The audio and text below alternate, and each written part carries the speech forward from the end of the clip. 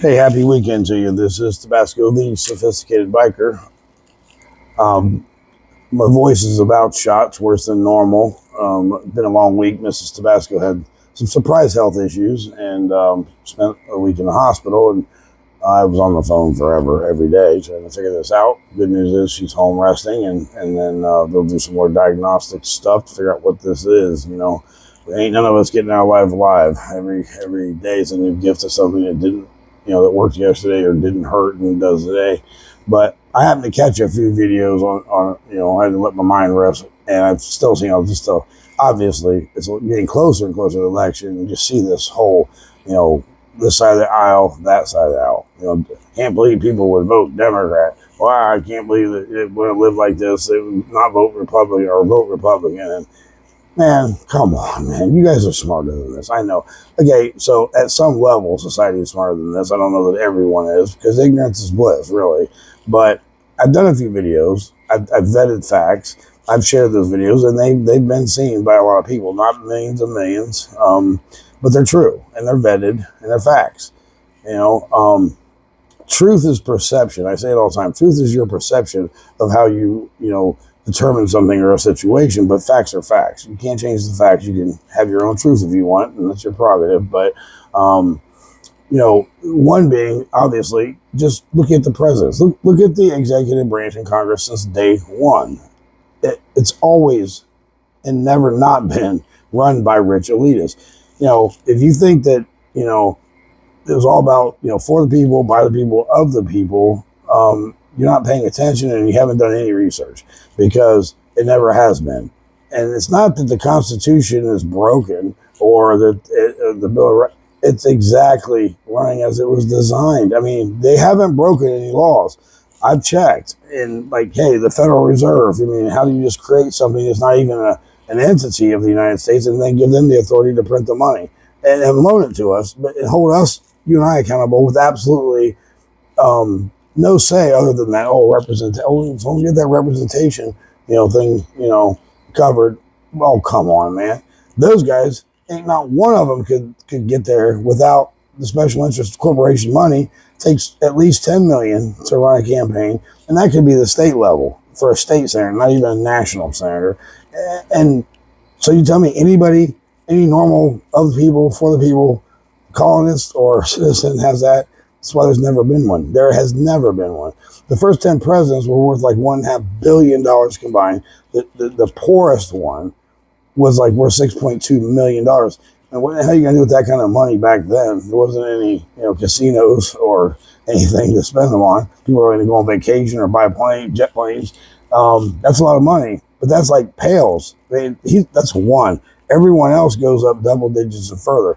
20 millions, 50 millions, 100 millions, up to the top, which is our number one president, George Washington, $525 million back at that days. I don't even think you could spend it. There would be enough time to spend it or anywhere to spend it. And sure, they paint the pretty picture of, the colonists were, they were infuriated. They had to pay another percent tax on the tea or whatever, or everybody. Oh, come on, man.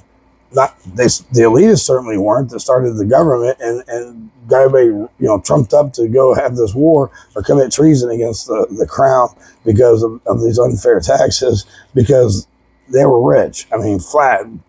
Busted rich, crazy rich. George Washington did not chop down no cherry tree and then not lie about it. He didn't have to. That's a story they tell grade school students to make a colorful story, because when he was a grade school student at 11 years old, he inherited tens of thousands of acres, 61 slaves, and that kid was lit.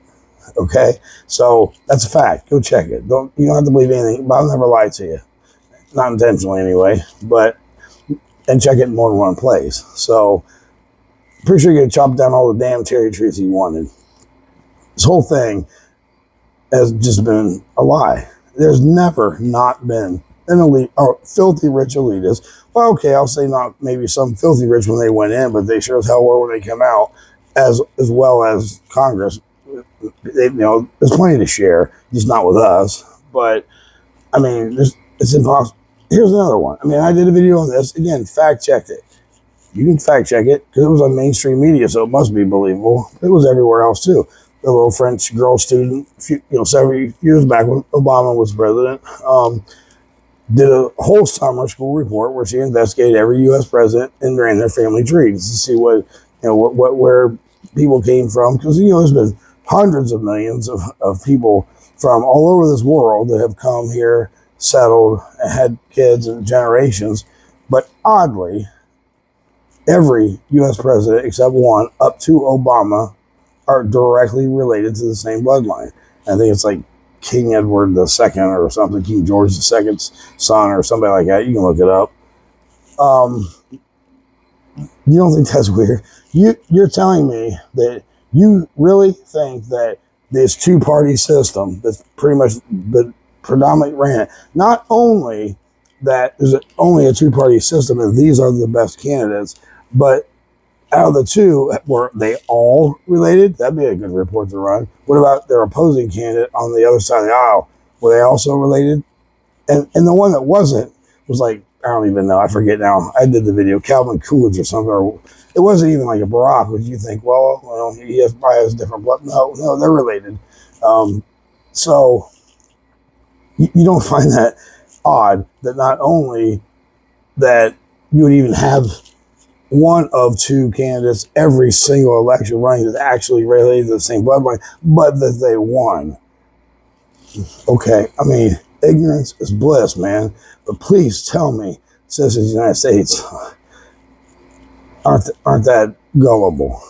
And so if you think that, they count 300 million votes from hundreds of thousands of precincts all over this country, and most of them do it in just a few hours accurately, and they just come up with this total that we buy that's the president. I mean, how come you think that's actually, but when you know anything that's ever been done on that scale, and these are volunteers, I don't mean to take anything from the honest volunteers who go out there and help. You think, just like our grandparents did, that they were actually doing something and not being puppeteered, but I don't care what side of the aisle you're on. I know a lot of people, and don't ask them what side they're on, but they're intelligent enough to know that that's just simply not possible. And it's silly. It's just silly to think it is. And so what they do is keep us busy, arguing with each other over this two-party system. Now, from what I understand, I haven't fully vetted it, that, Trump is the conundrum. So there's a body of that comes from each side. People going whistleblowers. It's not even that. It's just it's like a known fact that there's a committee that runs our government and or other governments as well. I'm not getting into the Illuminati crap and whatever. Not that anything's possible, but known fact. And if you think they don't, then again, you're not paying attention. Simply for the fact that if companies own 88% of the stock market, or they have bought, the candidates by donating to get them elected, which again, $10 million and up, even at the state level, and I don't even know at the national level, is spent, but probably more than that. There's not a common man out here that could do that, have that kind of scratch. Very few, maybe Ross Perot back in the day, and Trump. And from what I've seen, I don't know, it makes sense that they never expected Trump to even get elected last time, but he's sort of like the wild card. And he's probably not going to be followed by, too many, because there's not that many who can do it. You just can't. You can't do it. You can't get there without that money, and you owe. And furthermore, it's a system by design. You get there, say you're an integral person. You say, well, do what I have to do to get there. You're not going to affect change. 100 of you aren't going to affect change because you don't even have the votes and the party line to do it. And guess what's going to happen? And what's going to happen is that you won't get that money next time, and you won't be there. It is what it is. I can't even say it's necessarily their fault, but they sure like to participate in it.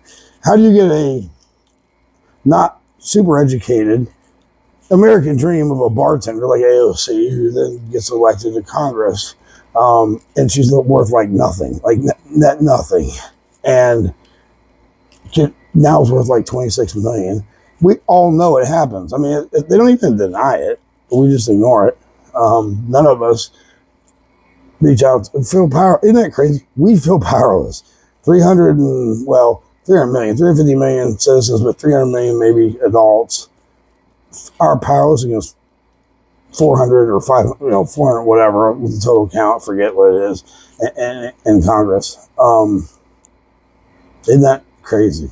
I mean, they would control it just by proxy because they have the influence. I mean, just like the media. I mean, if P&G says they're not going to run any of their product commercials on your station, if you say anything negative about this, that, or the other, their position, but you're just going to throw away, I don't know, $350 million in revenue because you want to do the right thing. That's not even how any of the business works. That's not how they got there. And I even say with Trump, I don't think you can operate at the level he did in business and not be compromised. Because pretty sure we've seen proven with JFK, with Trump, I guess, on live television, what they do to the people that they can't get a hold of or control. I've never even paid attention, so ignorance was bliss. I was busy 20 years in motorcycle clubs and leadership, and I was focused, as we all are, many are, on their own personal window or life right in front of them, and that's what they count on. They did that by design. We are busy as hell because we spend a majority of our time getting ready to, going to, coming from, or working, to which they take almost half of it, which, why? I mean, they've legally used the loopholes that were by design in this Constitution that we hold so dear, that were there, and they, as far as I can tell, again, have broken no laws in making the changes they have that took all of the control, what we thought we had, the illusion of control, away from us. Because, again, I don't know of any poor politicians compared to, like, say, you or I, or the common citizen. Again, they might be poor when they get there, only worth a couple hundred or a couple million, 2, 3, 4, 5 million. I assure you, when they leave, they're going to be worth a lot more. Isn't that just crazy? They don't need war bonds anymore, right? Because when they constituted the Federal Reserve, now they don't need our money to buy war bonds to be able to have the money to go to war, because they can just print on demand, which they obviously do. We see it all the time. That's just called using the tools that were afforded them in front of them to circumvent the American people. It doesn't work. It just doesn't work. I'm not saying anything to socialism. That doesn't work because every country that's ever ran it, again, it's just pillaged by the elite, and the poor are less even poor because they don't have the opportunity to try to build a nest egg or do anything. So I'm not saying it's, our republic or democracy, it's not really even a democracy, but the republic isn't maybe still, the best that there is. I don't know. But it certainly isn't ever what it was and never will be, because we are literally debt prisoners. And I mean, almost, not all, most budgets were balanced. Even up to, I think, 1909, that year, it was balanced. A couple years because of maybe some, wars that we borrowed from France or whatever, they had to pay for. In fact, I think in the late 1700s or something, in mid 1800s, there was an income tax that was proposed and passed, and it went 2 years.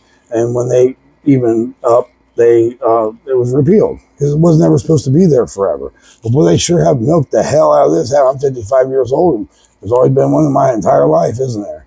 And they're not going to stop it because it just feeds the machine. And the truth is, they don't need it, because we are $2 trillion in debt, which means there's no money in the bank, but they just keep writing checks because the Federal Reserve keeps loaning us our own currency. Stop the madness. At least speak out against it, and stop, unless you're a plant, which clearly there are plenty, stop trying to sell your candidate. Stop the next liar who's already been bought and paid. It's scripted. I hate to tell you, you don't matter. I don't matter. We only matter in the illusion that we serve their purpose. We wouldn't have the interior that's destroyed. You still can't drink the water in Flint. Our inner cities literally are competing with third world countries now. I don't know what the hell they're doing with the homeless. I mean, they just shuffle them around like they've always done, but yet hand to our money. How hand our money to non-citizens. That should be treason, not protecting our borders. You know, there's an obligation there by the administration, any administration or executive branch. Clearly wasn't done, but nobody's been held accountable. There's so many things that have happened over the course of, you know, the last 150 years even, and they're just flat ass wrong, and nobody stops it. It's crazy. 300 million people being led and robbed by, you know, less than 500. So I don't know. It's just silly. It's even sillier though when you sit there and argue with each other exactly as they want, exactly by design, over people that don't give two shits about you, and they've proven it time and time again. You know, how do you run on a platform on that side with Harris that, you know, that everything's a mess, inflation's through the roof, there aren't any jobs, but I'm going to fix it all, when you are the current administration? And even Trump, when he was in last time, hey, the sky didn't fall. It wasn't the end of the world. But you know what? I don't know. I don't know a damn thing that he was able to do in those 4 years that ever changed my life for the better. And look, here we are today. Even if he had, and he didn't, the next one always, no matter what side it is going to destroy what the other one did. Guess who pays that price? Us. They just keep getting richer. Somebody out there is smarter, you know, definitely smart enough, or smarter than me. We need Bruce Wayne. We need somebody that's got it and has. We need a few of them actually, because, you know, like even Trump, if he wins, if whatever happens, and if they stop charging $8 for a gallon of milk and a loaf of bread each, that's cool. That'd be a decent 4 years. Who's next? If it's opposition, they're going to just destroy all that. And whomever it is going to have their own ideas. But guess what? It's not even them. Again, it's the power of the dollar, power of the corporations are way more powerful than any executive branch. They're just sitting there collecting that earnings that old George and his buddies back in the 1700s put together. You know, I'd probably say on a golf course somewhere, but I don't know if they had that. You know, if you just want to stay ignorant, stay ignorant. But please don't continue to, you know, pass along the lies to your kids and everyone else's kids and to everyone else on social media, because it's disgusting and it's just not real. It's not cool. So, you know what? And if you believe that anything I said, it can't be fact checked, it isn't real, like I said, ignorance is bliss, and Santa will be along to see you soon. Keep it real.